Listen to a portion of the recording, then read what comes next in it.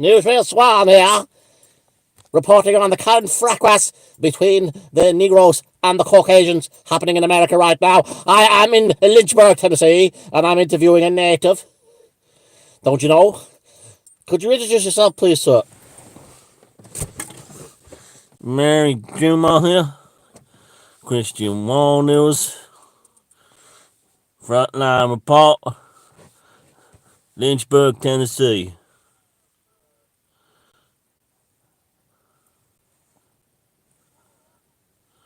Sometimes I wonder why I even bother with this fucking job. Mr. Drumar! Stop. Hide your lips, please, sir.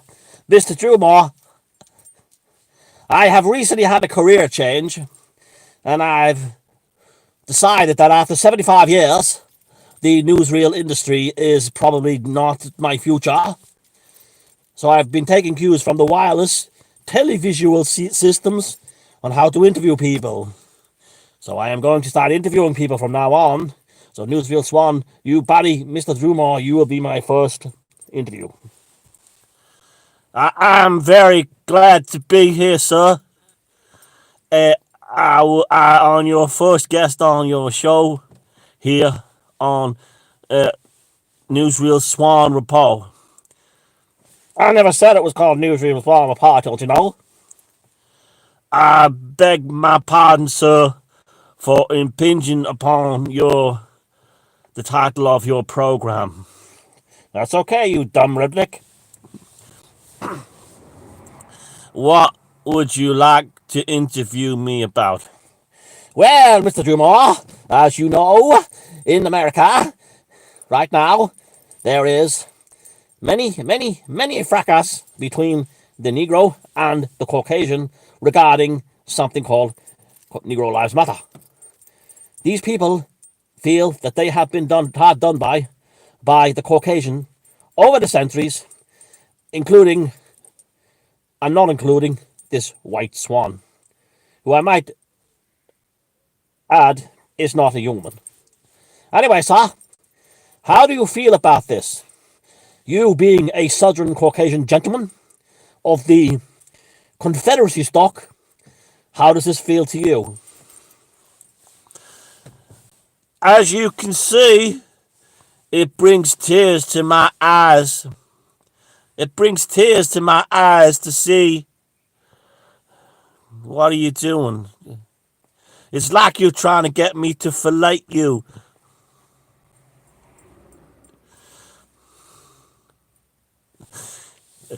I have tears in my eyes, Mr. Swan, because of what's happening in my country. My Confederate heritage is being assaulted and by Zog. Could you explain this, Zog, please? Zog is a communist infiltrator. We were warned about in the Bible. In the Hebrew Bible, sir.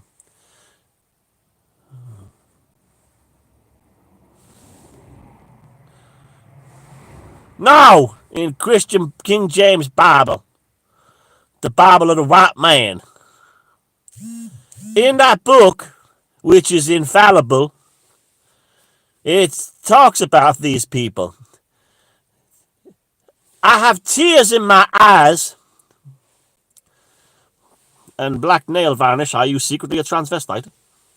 I have tears in my eyes because I'm like Moses. When Moses came down from the mountain and saw that his people had turned back to worshiping creatures and animals like graven images.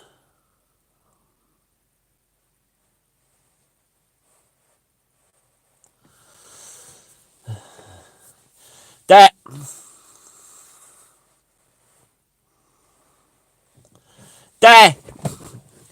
he had tears in his eyes like Barrie Drumar has tears in his eyes right now. He's crying for the soul of America. He's crying for the soul of the South. They've been taking down the statues of Confederate leaders and heroes all this week because they say they is racist. May I interrupt you there, Mr. Drummond? It could be argued that maybe they represented a racist system that wanted to keep slavery intact. I am not for slavery, and I will not use profanity.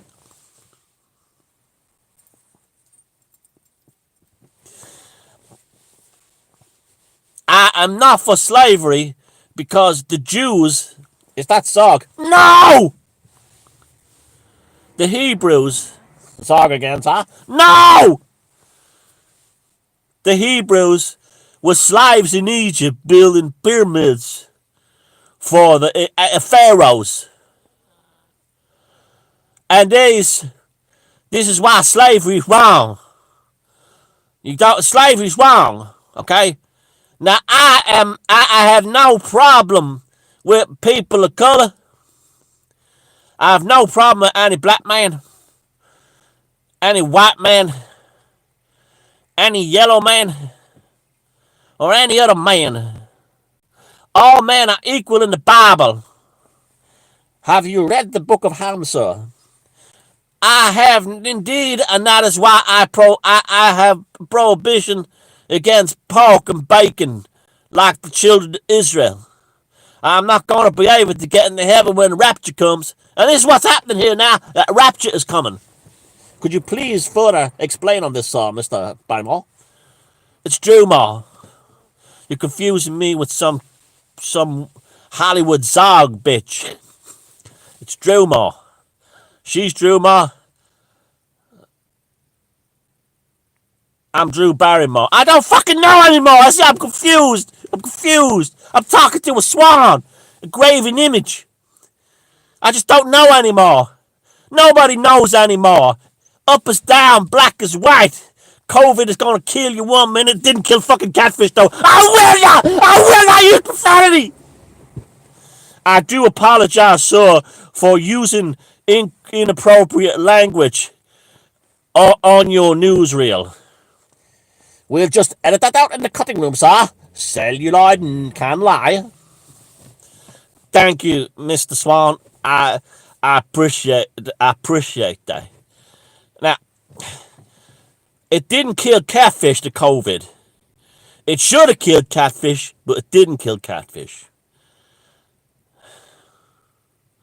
Now, as Barrie Drewmore, I do remember my name now sometimes. And maybe I'm going senile, and what I see happening in America, I kind of wish I was. I kind of wish I was saying to my 45th wife. No, sorry, 450th wife. Caramel. That I've seen things with my eyes that I wish I never saw. And I heard things with my ears that I wish I never saw or heard. And and it wouldn't be so bad if I lost all my memories, because I'd have a memory of America dying. And this is why I have tears in my eyes, because my values are being under assault. It's easy for you, Mr. Swan. Not if I'm in the royal family. They will eat me for Christmas dinner. It's easy for you, Mr. Swan.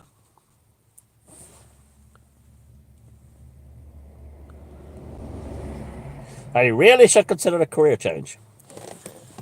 Because you're not subject to this garbage that's going down. Run by Zog Bolsheviks. And what they're doing is they're rewriting history. You mean like the Christians did? The Christian did not. What about Hypatia was a pagan, a heathen. She wouldn't bow to the Lord in the scripture.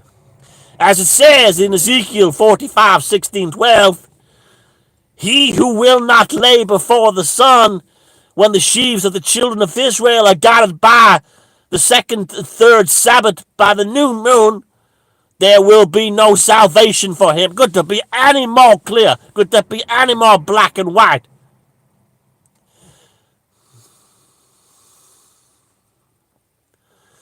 Just look at me, Mr. Swan. Just look at me. I'm a broken man. Barrie Drewmore's a... Look, I have the COVID now. Please, Jesus, take me. Take me, Jesus Christ. I've had enough. My country is falling apart.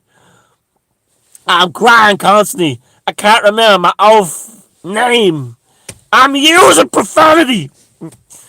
And I'm talking to a swan.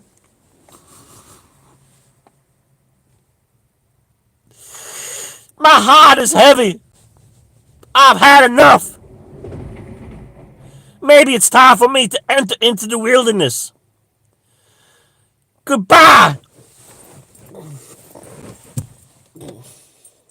Well, as Mr. Drewmore attempts to get out of the way, mostly unsuccessfully, I will leave this report saying, as a swan, I want people to be very cynical of all you see on the news, except me. Newsreel Swan does not lie. Newsreel Swan does not falsify truths. Why is Newsreel Salt talking like this redneck beside me? This is Newsreel Swan, don't you know? Signing out. Goodbye.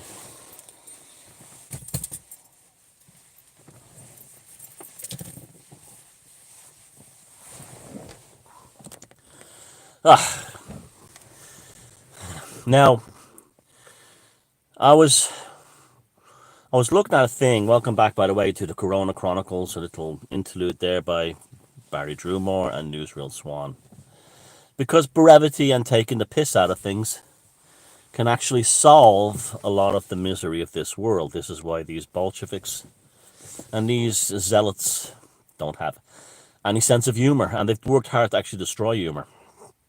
I saw yesterday that the BBC and Netflix have taken down Little Britain. I never found Little Britain funny on any level. It was the same sketches every week, and that were never funny to begin with. And they took it down because they have a couple of faces with blackface characters, which is interesting because for that they have dozens of characters making fun of working class white people. I remember like Vicky Pollard and loads of them. The guy in the wheelchair and the other guy. That was just like a classic public school boys making fun of the working class. And because your man was gay, Matthew, whatever his name was, he was allowed to make fun of overweight white women and black women. And so they stereotyped. They'll say we stereotyped everybody, but the show wasn't funny. It doesn't matter. The show has to be funny.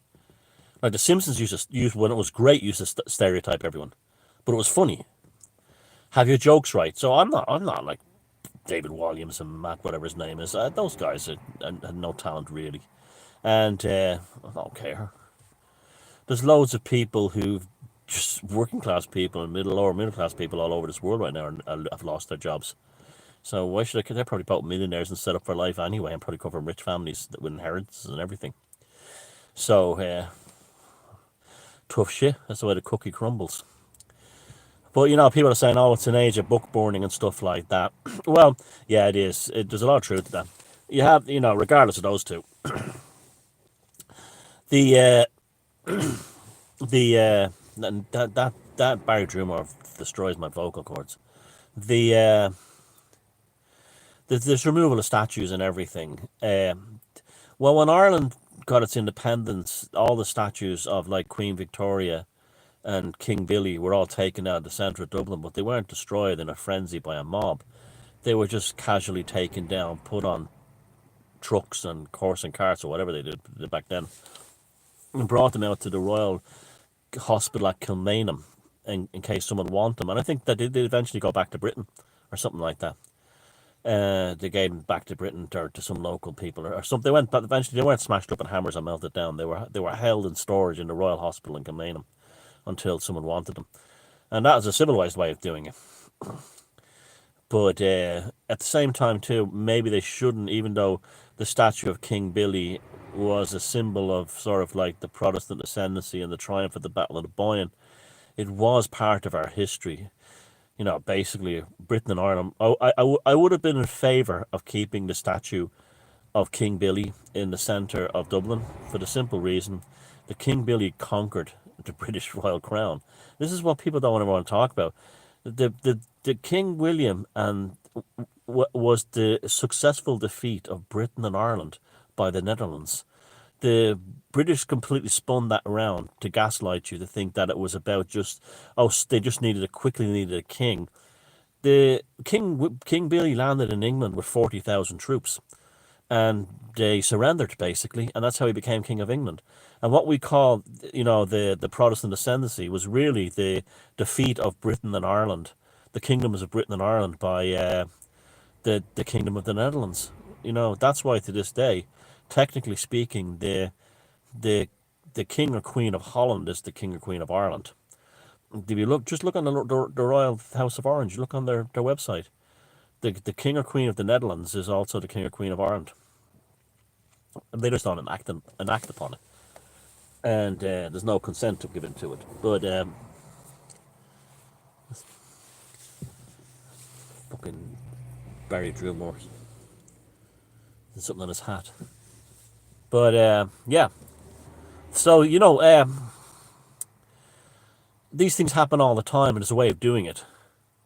I totally get that you might have figures in American history who were vicious slave owners who treated the black people that they had on their plantations horribly, and their statues should be removed, and they should be done for that, as well as slavers who made lots of money from it.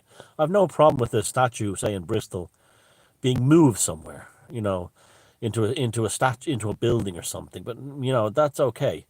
Uh, Slavery was just another business back then. In fact, slavery was common in many societies. Dublin was a major slave centre during the Viking Age, and the slaves were Irish people they defeated in battle, and Scottish people that they defeated in battle, and they basically just sold them into slavery. And that was seen as an alternative to killing them after they lost the battle. And often, like if two Irish warring tribes in Ireland or two kingdoms were fighting, the one who won would just take the ones they defeated and bring them to Dublin and sell them to the Vikings, who would then move them on as slaves. That's why Iceland is 50% Norwegian and 50% Irish, ethnically, because of the Vikings buying Irish women, and that was it. They bought them, but they made wives of them, but they bought them at the market. It's just mad, I know. But they were slaves, and they took them. And Irish women were highly prized by the Vikings because they were often literate and in different languages, and that's why so many of them became like the heads of like big farms and stuff in Iceland as major landowners eventually, and big into trading and stuff like that.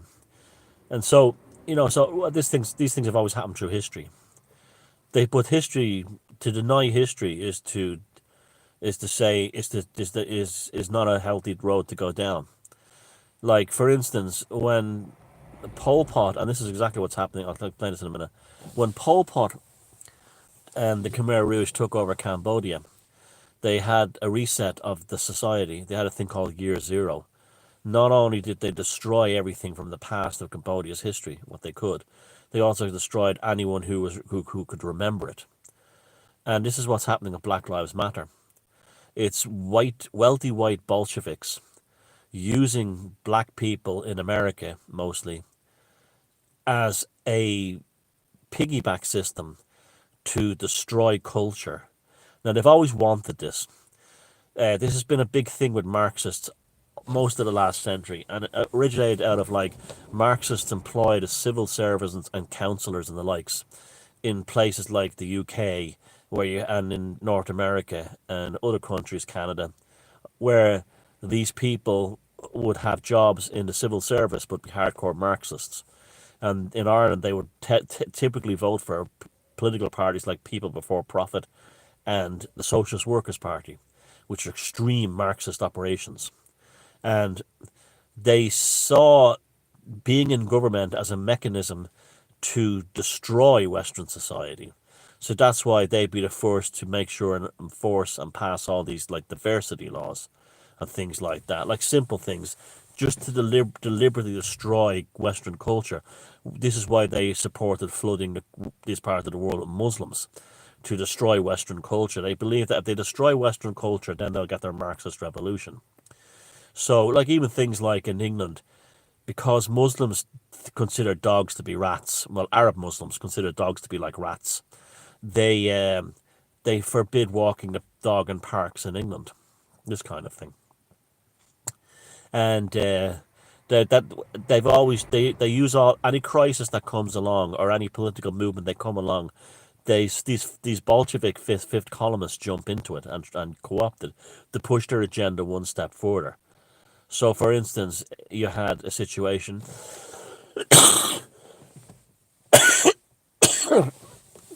9/11. You had a situation with 9/11 where they saw this as a mechanism to flood Europe with refugees from the Islamic world, which happened. The Occupy movement, they saw that as a means to dismantle corporations and this kind of thing. But they're a self-replicating farce, and they're very hypocritical, because all Occupy was rich white people pretending that they were upset about something, capitalism, while they were all holding the latest iPhones and that kind of thing, and designer clothes and handbags. And they were all holding up these signs that had been clearly printed in advance and brought down there to give to them, to hold them up with slogans on them that they didn't even know what they meant. But that was so apparently transparent, people saw through it. Then you had things like, now the Black Lives Matter thing's been knocking about a while, I'll talk about that in a minute. Then you had things like the Russell Brand spiritual conscious revolution, where he was brought up by the Fabian Society and extreme Marxist, or again genocidal Marxist, by the way, and who would have no problem with Pol Pot and this kind of thing. And he was put up as their new savior, but that kind of fell through after you couldn't be preaching about international distribution of wealth when he has 6 multi-million-dollar homes around the world and isn't sharing them with anybody. And then you had the extinction, the climate thing and Extinction Rebellion. It was totally packed out with Marxists. Again, they see this as a way of dismantling the West. This is why they shut down oil and gas power stations and put up things that don't produce electricity, like wind turbines. They want to reset society. And you saw with those two Tweedy assholes on top of the train in London at the Extinction Rebellion thing, that they were both classic like Labour councillor types, and from upper middle class types that never had a job in their lives, a proper job. And they go to Extinction Rebellion and Black Lives Matter marches as paid things. And the reason why they were against Brexit so much was because they would miss all their free junkets to do a diversity or fact-finding mission weekend, all expenses paid for in Milan or somewhere like that.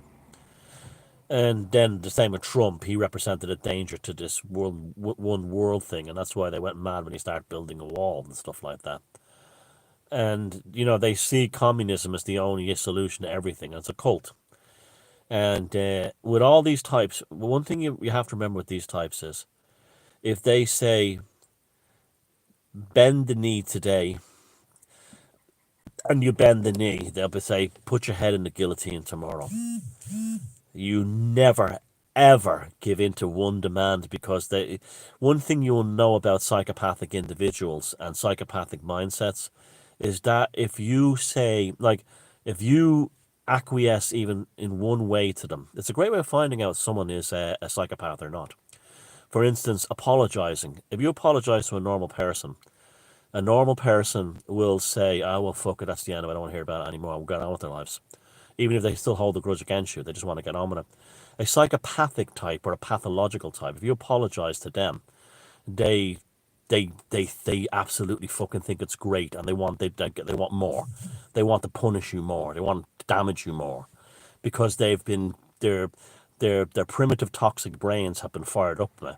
It's a great way to test if you have a vicious, toxic, pathological individual in your life, is to give them that one apology and see how they behave. If they have any if they have a micron of decency in them, they say, well, that's that. It's the end of that. Well, fuck that, and they walk on.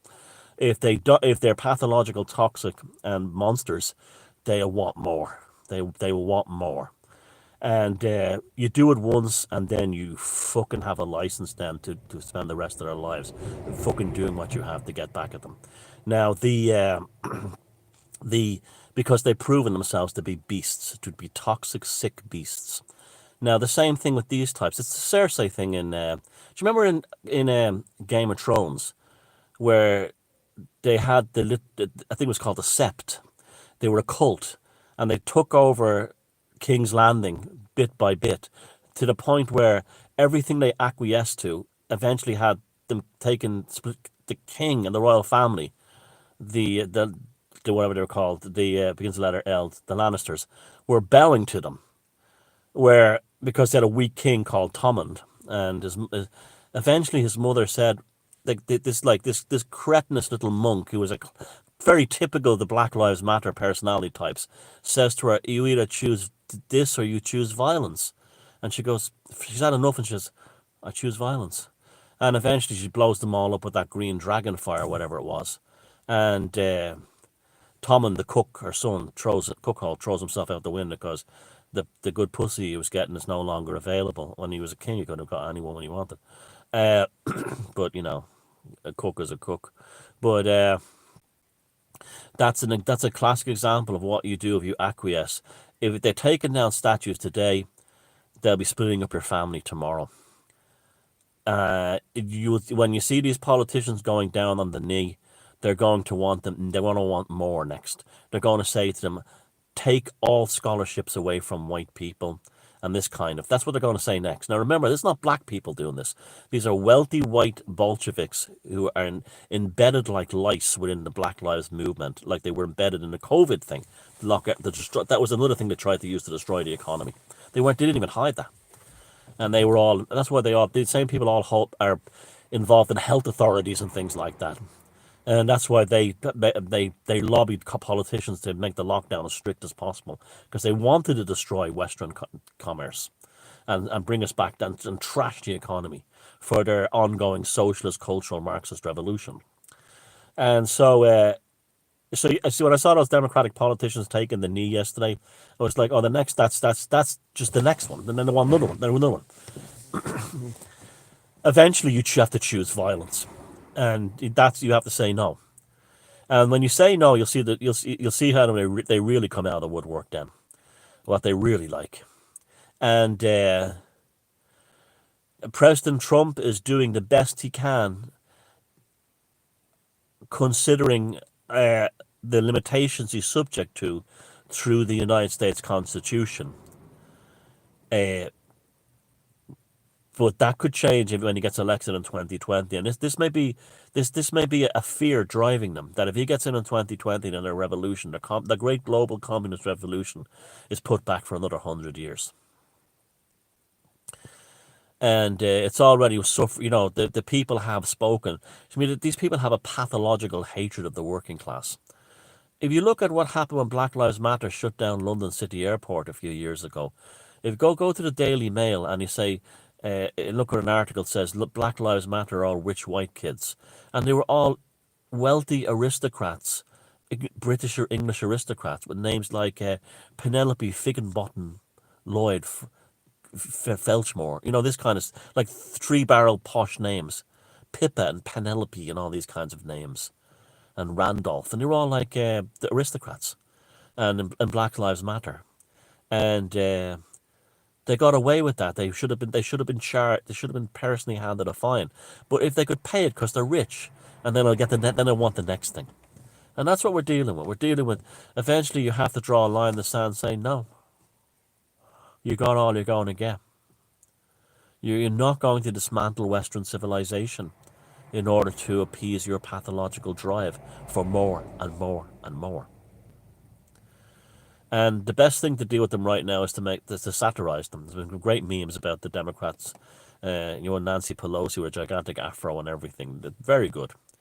And that kind of thing. Like, I used humor at the beginning of this. It's a great way to dismantle the anguish. How you do not fight against this is something I'm seeing growing, and I'd like it to stop.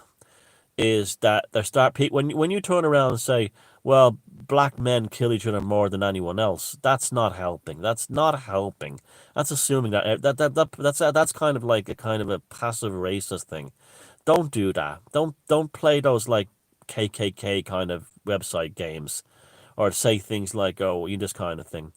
Point out the absurdity of all these whites and what's really driving them. So I'll give you an example. I've noticed that a lot of white women with black mixed race babies are pushing this Black Lives Matter thing because of their son. But if you go to their web pages and their social media pages, the black father is nowhere around. So basically, they had a fling with a black guy, got her pregnant, and he's not even involved in the raising of her child. So she's got all kinds of problems related to that. And so rather than hunting down the father and say, pay for your child's child support and be an active father in your child's life, they transfer it onto all white people that she was too stupid and couldn't use birth control and keep her legs together. And that's a that's a big issue. What happens is, if you look at like and there's a guy called David Moore wrote a very good article about wokeness on Medium. I'll put the article down here when I get back inside. But basically what it is, and I've been saying this for years too, and actually funny I was saying today as he was like, just before I read his article, that when society reaches a stage where it has, civilization, where its myths and its self-identity has collapsed, a void is created, and into this void is flooded zealots and fanatics who use this void to fill it with their own personal failings, neuroses, idiosyncrasies, and self-loathing under the guise of they're saving the world. That's what they're doing. And that's what makes these... I've always been saying, there's nothing more dangerous than a weak man. A weak man is an extremely dangerous man. Because in order to, not come face to face with his weakness, he will do what it takes, and he will kill women and children to get that. And you just look at these Antifa types, and they're all weak men, and this is how they compensate, and that's what that's all about: self-loathing. They have and they're the biggest racists of all because they're using black people's lives and experiences and so on and history to bring in their left-wing liberal woke revolution, progressive overthrow in the most sneaky and devious way. And they're just like the Sept in the Lannisters in King's Landing and Game of Thrones. Eventually, what we need is we all have to be a Cersei and say, you got all you're going to get, and that's it for now. And we can discuss things later, but you took down statues. Some of them you may have been justified in doing it, but when you see them pulling them down in Bristol like that, that was just a bunch of monkeys. That was just a bunch of monkeys. I mean, white monkeys, and just fucking fools, morons, creeps, and all these white fuckers. And it was all whites pulling the statue down. That's for me, but white fellas with fucking dreadlocks, and it's just like they're just, oh, he was a slave. I'm going to pull down a statue. Well, okay, we could have a debate about that. You don't have to pull the fucking statue down. You can move it off somewhere else. But the whole thing is that's how they think. This is how they are. Their reptilian brain has put them into a primitive state. And they, instead of evolved, they've devolved. And they're using everything from these Bolsheviks who are devolving, are using everything from COVID to Extinction Rebellion and now Black Lives Matter to piggyback on in order to devolve all society back to a situation where they can be some kind of the king or the tyrant that they want to be. They're all little Pol Pots. They're all little Pol Pots. Little white Pol Pot upper middle class primates. That's what they all are. They're not people like we are. They're not cultured, they're not developed. They only see destruction And for all their things about we need one world, they are completely the most tribalist people of all. You have a working class accent. You try to go to their salad days picnics. You wouldn't be allowed in. You wouldn't be allowed in. Papa, Papa, what is this horrid common person doing here? And then the next day they're at Black Lives Matter, showing everyone how diverse and tolerant they are. Rah, rah, rah. I remember seeing an interview at one of these awful English indie woke bands, and this guy was having a go at Morrissey, and was saying things like Morrissey longs for an England where people played croquet on the village heath and ate cucumber sandwiches. And I was reading this going, what? Morrissey grew up in Salford and Manchester of Irish parents. He had almost no money and was practically raised in a slum. And here's this indie woke progressive guy in a band, an awful band now, who was probably raised in an upper middle class or posh comfortable environment, claiming that Morrissey wants a background where people played croquet on the village heath and eat. I mean, this is not where Morrissey comes from. And this guy was probably slagging them off probably comes from that background. This is again the whole thing. Like these Black Lives Matter whiteys in America, they cannot grasp that a white person could have a bad life or grow up in a slum like I did. They think that everyone grew up well off in the suburbs. And so they have no concept of it because they're all NPCs who can't think or self-refer. They just react towards chemical impulses and chemical imbalances and things like that. And they could never grasp that I have loads of black friends. Very close, I might add, loving relationships. They could not get that into their heads. Couldn't get it into their heads. Because it's not supposed to be that way. I'm supposed to be fighting for them. Well, for starters, I don't fight for my black friends because I don't see them as handicapped. And I don't see myself as the great white savior of them. I know that they're all intelligent, hardworking, wise, good people who can look after themselves. They don't need me to come in and save them, like the woke massa. That's what they see themselves as, the woke massa. All these rich white guys as, rich white posh guys. That's what they are. I don't see them. I don't see any. I don't even see them as black, to be honest with you. Like I was just thinking that the other day. I was thinking about them. That's like I don't see them as black. They're English or they're American or they're Irish. They just don't. I don't see them that way. It's like I always have to think about it. And that goes to, and yet these ones who claim to be the most unracist of all they can talk about is skin color. I just don't get that. I do not understand that. It's like they claim to be not racist, but they're utterly consumed and intoxicated by the color of people's skin and the differences between them. If you're not, you see, this is all. We're dealing with a lot of black magic here, but not black magic in the sense that there's magicians sitting down thinking of it. It's pathological, deranged, psychotic magic as a form of gaslighting put out there by toxic people. Toxic people never ever are satisfied with anything. That's why if you apologize to them, they can't just say, well, fuck that, and that's the end of that. And still not liking it, they have to keep going because they're consumed. They're broken inside. And their narcissistic self-image of themselves as being perfect has been challenged by you at some point. And that has rattled them because they see themselves as a persona and not as a soul. And therefore they have grievances and grudges and hang-ups which last for fucking ever.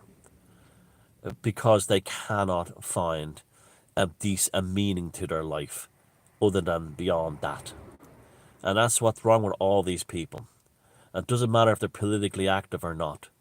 They look for voids in the form of crusades or anything that makes them feel like they're in charge or in control, and they pour themselves into it in order to bully others around and demand that others follow them and validate their hang-ups. And if not, they'll destroy them. And then people are afraid. There's people who are afraid to challenge them because, well, what if they start telling the whole world that horrible things about me? I'm a racist or something like that. And that is not fair. That is evil. That is an evil way. You get your way and you prove your point not by emotionally or black or any other way blackmailing a person. You make your point by making your point.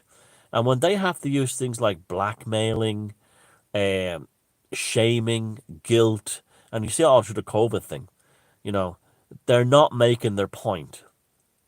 They're blackmailing you. And blackmailing and winning an argument are not the same thing. And so that's why they are doomed to fail. And I mean, someone had mentioned there today that someone like Styx, Hexenhammer 666, he has nearly 500,000 subscribers or something now. And that's incredible when you think about it. Because he talks straightforward common sense, and it's very American, so nearly everything he talks about is American politics, but that has drawn in that huge audience. But the reason why he's drawn the huge audience is he just talks common sense in straight, clear, concise language.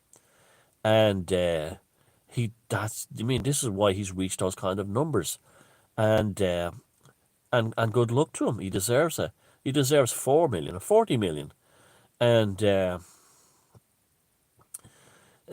lots of people out there who were normies, who would have called people conspiracy theorists a few years ago, are now coming to see there's something extremely broken with the world right now.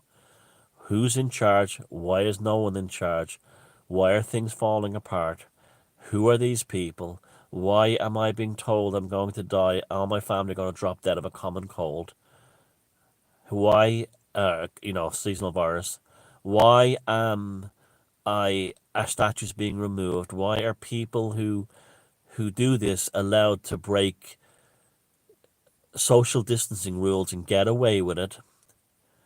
Why are these people saying that the pyramids, and this is not a joke, it's been confirmed, that the pyramids should be dismantled because they were built by slave labor? I'm not joking, that was actually what some of these leftists have said.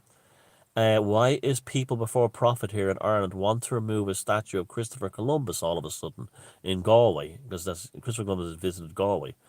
And why are Irish people who went through a horrific history until the last century, early last century, why are we being told that we have a legacy of white privilege? Why are Irish people why are Irish posh people and Irish well-off people telling ordinary Irish people, you know, who built this country from nothing, from 800 years of foreign occupation, in which millions upon millions died, that we had it easy and getting away with it? And why is the mainstream media indulging these people? Why is the mainstream media, and I'm not saying this, and I'm not doing this for a black-white reason, because it's the mainstream media I'm going here, in Ireland, have elevated a man who was killed by an asshole police officer to the level of a living saint, while in Ireland the other day, last week, an Irish white kid was stabbed in a racial attack by black kids who boasted about it and said it was for that reason. And the news refused to cover it properly, and if they did, they didn't mention that aspect of it. And Sinn Féin councillors, who are supposed to be the Irish People's Party, were demanding that the video be taken down because it's going to affect Black Lives Matter. People are asking questions like they've never asked them before in every country. And like I said, the psychopaths, like that man's sanity for Sweden is absolutely right. Don't challenge them. And this is what's been great. Nobody has gone downtown with guns after Antifa. They love that, by the way. They just sit back and let them show themselves for what they are. But don't acquiesce to their demands any further. Let them show themselves for what they are. And eventually everyone sees it.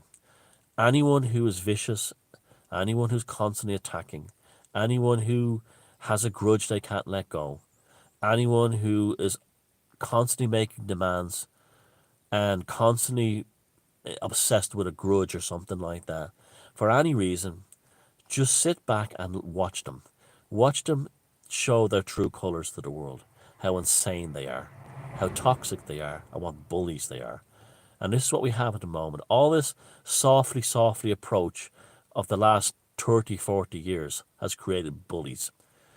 And funny enough, I was reading an Irish website there the other day, and someone said, "Do you ever what happened to what happened to your bully in school?" And although it was what people got back was the answer no one wanted to hear. Although some of them would say, "Yeah, anytime I see him now, he's 40 and he looks like he's 75. He wears a Celtic shirt and there's always a rake of pints in front of him. He looks awful." But the majority of them said, "I looked up my school bully, and they've all done very well in life. They've got everything they want." And that's because no one said no. And that's what's in the last mollycoddling mothers who raised all these new age mothers and parents who raised their indigo kids never said no. You can't have this. All these rich suburban, well-off suburban or upper middle class suburban and middle class suburban, when their kids wanted something, the parents never said no. We live in an age where nobody has said no to them. And so here they are marching down the street, tearing down statues, all these rich white kids, demanding that society be destroyed, that people's lives be ruined, that they're entitled to use the historic and the ongoing legacy of what the suffering black people have gone through in order to fulfill their own personal needs through the philosophy of Marxism. And still no one is saying no. And that's the problem. And we have to be all like Cersei, no matter who we are, black, white, Chinese, whatever. We all have to be the same and say, no more. And the last thing we need to be doing is just turning around and say, yeah, well, blacks do this. That's not helping at all. That's racist. That's racist. Doesn't help at all. Quoting statistics about black crime. That doesn't help. Okay? That the best thing is, because that's wrong. That's still wrong. That's like David Duke stuff. Okay? It doesn't help at all. The best thing to do is to laugh at them, mock them, and don't give in to them.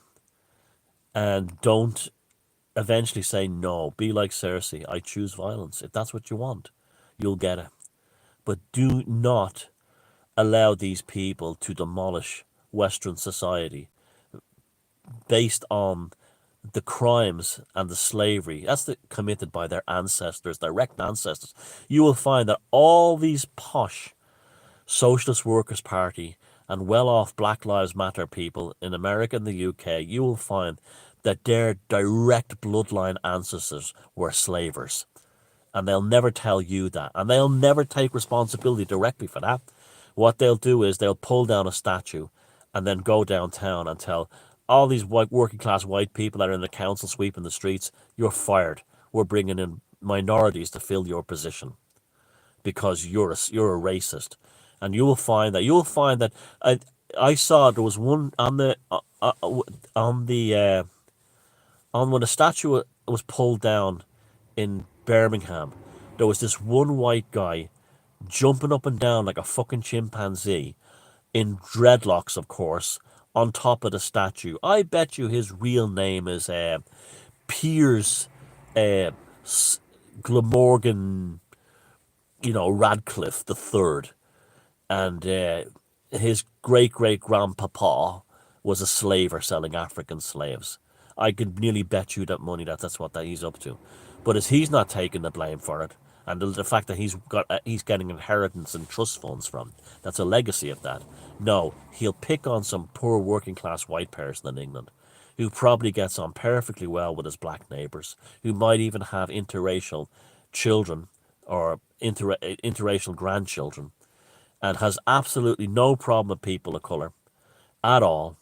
And they'll turn around and they'll make his life a hell for no other reason than he's not a member of the privileged class that has given us the likes of Black Lives Matter, privileged white class that given us Black Lives Matter and Extinction Rebellion, Antifa, and all the rest. It's mental. It's absolutely mental. And that's why we have to stop it. That's why we have to say no. And the best way to say no is to ridicule it. And ridicule anyone like those people who support them. Because you take the knee today, you'll find out what the French Catholics discovered during the French poor Catholics discovered during the French Revolution. You get the guillotine tomorrow. And that's it. But don't, but the thing is, the good news is they've made it quite obvious right now. When I just said, like, Styx has nearly 500,000 subscribers, and ordinary people are like, this is not as black and white as what it's made out to be. This is something else going on here. Something funny going on here. And even though they may not have the vernacular and the knowledge to understand that this is pathological magic being used against black and white people and by Bolsheviks in a passive sense, enough of them will trickle onto people's like Six Hexenhammer 666 videos and Sanity for Sweden. Enough of them where the consciousness will shift. See, the mass media has kept most people ignorant. They're sitting there going, "What the hell has happened?" And then they stumble upon someone on YouTube who tells them exactly what's happened. And so then all of a sudden, the politicians, the mass media, and the outrage industry, right from Greenpeace all the way through to Black Lives Matter, won't own them anymore. That's all it takes. The best thing to do is to ridicule and satirize them, and explain to people what they're really all about, and don't be talking about putting posters up around Dublin with saying COVID-19 is a plot by this Freemasonic New World Order to take over the world, and then put pictures of all seeing eyes on it. That'll put anyone off. Just sit down and grab a conversation and say, "Have you ever heard about Pol Pot's and the Khmer Rouge's Year Zero?" And he says, "No." "Oh, it's really fascinating. They decided how the killing fields and the genocide of Cambodia began was they drew a line in the sand and said history didn't exist before this point, and that's how that all began." And then I'll say, "Geez, I never knew that. Are you sure?" "Yeah, yeah." And then I'll go home and they go into Wikipedia, and they'll say, "Fuck me, I read about that Year Zero last night in Pol Pot. Absolutely amazing. You're right." And then in the next conversation, you say, "You know that Pol Pot Year Zero? Oh, yeah, yeah, I was reading all about that. Amazing. Do you know that they asked for people to come forward and help support the revolution? And the ones all came forward, they killed them the first." This is no, yeah, because they reckon that those people were sincere, and those people wanted to make Kampuchea a better country for everyone, but they didn't want that, because the sincere people are dangerous to a Marxist revolution, because they're driven by kindness and altruism and not by ideology. Jeez, I never knew that. You go home, you Google again, and it comes back. I says, "I was reading all about Pol Pot and how the people." It's frightening, isn't it? How it happened. And then you say to him, "Did you know Pol Pot was a Western educated intellectual? He was part of the Parisian coffee house set, talking about Marxist theory and Trotsky and this kind of thing, and then went back and committed genocide on his own people." What? And then you go Google it. Pol Pot went to the Sorbonne and was a coffee house intellectual among Parisian society. Right. Next thing you say is, "And you know who else in Parisian and these kind of coffee house radicals were? George Bernard Shaw, H.G. Wells." And then he finds that out and he goes, "It's fascinating, isn't it? And you know who carries that flag for them today? Russell Brand, Lily Allen, the BBC." And within no time, you have someone you've woken up. You woke them up by giving them facts and steering them in the right direction. You didn't wake them up by putting a poster up of an all-seeing eye and saying, "Freemasonic New World Order is coming for you." No, don't be an Irish version of Barry Drumore or an American version of Barry Drumore. That's how you get people around. Giving them facts they can check on, and don't bombard them all at once. Gentle facts. Maybe say, have you ever seen the movie The Killing Fields? No, watch it. It's very good. And the next day in work, then say to them, did you watch that? And then introduce the whole narrative about Pol Pot. And then how that leads all the way down to Extinction Rebellion and Black Lives Matter today. Trickle feed. Remember, waking people up is always a war of attrition and never a fun frontal assault. Slowly and drip feed. Most people are not ready to instantaneously step into consciousness, but by God, they are. A lot of them are ready for it now. And if there's never been a better time for people like us to wake the masses up and to get them thinking about how the world really is and how the world is really run and how we'll do it and how we will do it and how it's happening is just with calm common sense, good humor, and no fear. Because they'll look at you and say, God, you're always having a laugh and a good time and you enjoy your life, and yet you know all these things that are kind of dark. And then you say, yeah, because I feel grateful that I haven't gone through that, but at the same time too, I would like to suffer it on my friends or family. That's how you wake people up. That's how you do it. No arguing, no screaming, no shouting. Good-natured, good humour, and quote historic facts that can be verified on things like Wikipedia. And you may say, oh, well, Wikipedia is bullshit. This is where the masses go. This is where, play inside their arena. Play their home game. Don't try to drag them into your world. Step politely, if you feel it's appropriate, into their world, and enlighten them in a friendly and a good-natured manner. Don't smash them over the head with anything. And you will find that your audience and the people around you will grow. And that's why Styx has done so well. He doesn't batter people. He just sits there. You compare him to Alex Jones. The way Alex Jones does his delivery. And all Alex Jones does is basically build up an army of nut jobs. That are all gun nuts and Barry Drumore types. Where you'll find that those 400,000 people that follow Styx, they're probably all fine. They're probably all ordinary people like the rest of us. And so always remember, there's lots of hope for the future, and we've got each other to take care of each other. And my audience, okay, I'm very small potatoes in the scheme of things, but I just racially and ethnically slurred myself. Small potatoes, Paddy, huh? And but I know what small audience I have. I know that they're a great bunch of people. I mean, if it's anything to go by the kind of people that come up to me in the street and say, I've been watching your videos, they're all family people or normal people, and all backgrounds, every race, religion, and they're there to say, I love your stuff. It's great. It's great. And that makes me feel good. And like I said, don't be exacerbating this gap that Black Lives Matter is, Tifa really, the Socialist Workers' Party, are trying to drive between blacks and whites.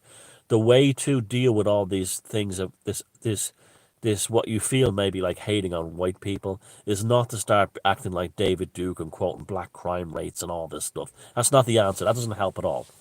The best thing to do is to point out and constantly make a point of the fact that the leadership of all these groups are wealthy white assholes. Thank you.